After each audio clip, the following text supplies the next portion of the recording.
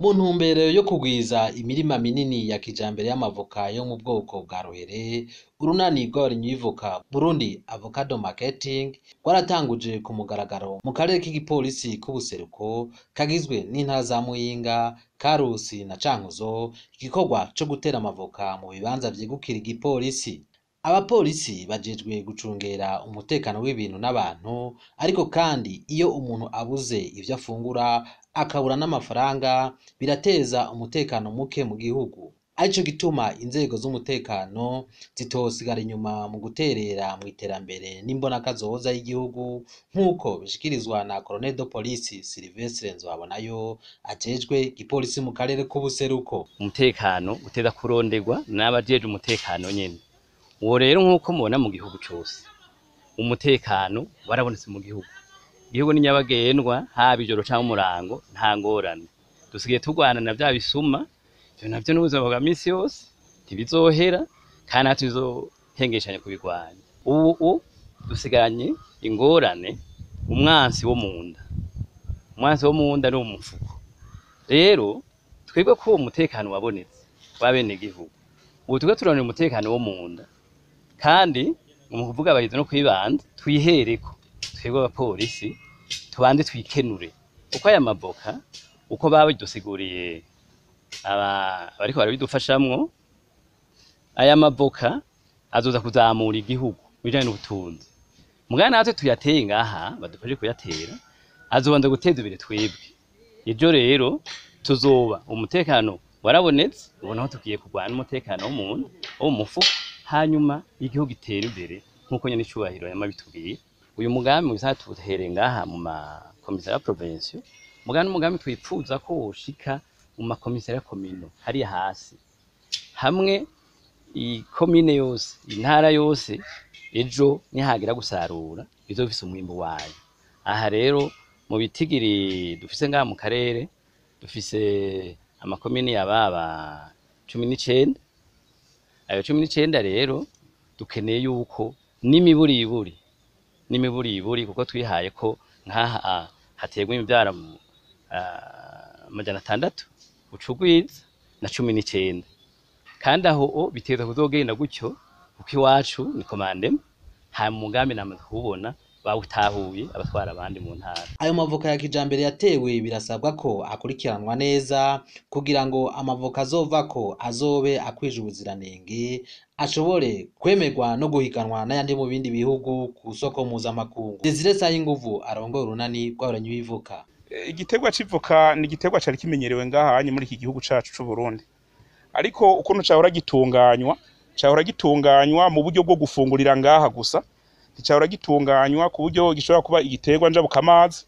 Ubu rero igiterwa rero tugiye kugitunganya bitandukanye n'ukuntu cahora gitunganywa, ko ni igiterwa kigiye guhiganwa ku rugero mpuzamakungu. Tuzohuriraho n'ibindi bihugu vyatanguye kurima imbere yacu. Urenca ituma mona tuvyitayeho igiterwa tuko turagitunganya neza ku buryo kizoba ari igiterwa gifise akanovera, gifise ibindi bizoba bitandukaniye ko n'ibindi biterwa bizoba bivuye ahandi ku buryo kizoronka ikibanza kimeze neza. Aha no dushaka kuvuga iki? Ibiterwa vyacu murabona yuko nta mwavu w'ikizungu dushiramo. Vuze umwavu w'ikizungu mbashatse kuvuga umwavu mvanganda. Aha dukoresha umwavu w'ikirundi, amase y'inka, amavumburano n'ayandi mase y'ibitungwa dusanzwe twiyororera ngaha anye muri iki gihugu cacu c'u Burundi. Bisigura ko yuko iki giterwa cacu kizogenda ari igiterwa camwa no kwita yuko ari bio. Ico camwa rero gishitse ni camwa kiba gifise ibikuye muri co ata maside canke vyavuye muri iryamyavumva amakungu bizoba birimo. Kizoba ari igiterwa rero tuzogishikana ku isoko mpuzamakungu ari camwa kimeze neza cane. Iki giterwa gitegezwa guterwa ku buringanire bwose mu gihugu c'u Burundi. Aho bitandukaniye murabona ko twahereye mu bigo vy'igipolisi. Ibigo vy'igipolisi n'abantu bafise ahantu hanininya hatari hasanzwe hakorerwa ibikorwa bitandukanye. Kandi tuvuze ko duhereye mu bigo nk'ibi vy'igipolisi duhereye mu ncabwenge.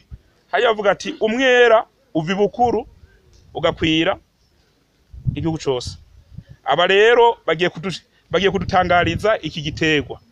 Bafise abo batwara mu burere, hama bafise nabo barongoye mu ntara, bazoja no ku makomine uko bagenda uko bagenda bitunganije niko bazogenda barashikana iki giterwa. Ivoka ruhere yo mu bwoko bwa Hasi canke Fuerte itewe igakurikiranwa neza mu kuronswa ifumbire yera mu myaka 4. Rero umwenegihugu canke ikigo cofata nkama uwo mugambi ntibizomusaba gushika mu gihugu giteye imbere mu mwaka wa 2040, ahubwo we azoba yifashe mu vy'ubutunzi mu mwaka wa 2029 nk'uko bishikirizwa na Naftali Niyongabo ajeje kudandaza ivoka ku soko mpuzamakungu. Nyuma bivanye n'ubwoko bw'ivoka, nyuma y'imyaka 3 nk'iyi mfise twita ruhere ya mbere, mu gifaransa twita Hasi, izoba itanguye kwama. Ihejeje kwama rero dufise mbona kazuza yuko duca tugitangura kwishora ku masoko mpuzamakungu imeze uku nyene canke twayihinguye. Rero tubanze duhimirize abenegihugu bose kurima iri voka twita ruhere ya mbere, ariyo yitwa Hasi mu rurimi rw'ikinyamazuru, canke barime ivoka yitwa ruhere ya kabiri, ariyo yitwa Fuerte mu rurimi rw'ikinyamazuru. Hanyuma tubumvise neza yuko mu myaka 3 canke 4 vyatevye umwenegihugu wese yoba amaze kugira ubutunzi butandukanye n'ubwo yari afise dufatiye kuri uno mwaka dutanguriye. Ego turabahimiriza kurima mugabo batibagiye ibindi biterwa bari basanzwe bakora.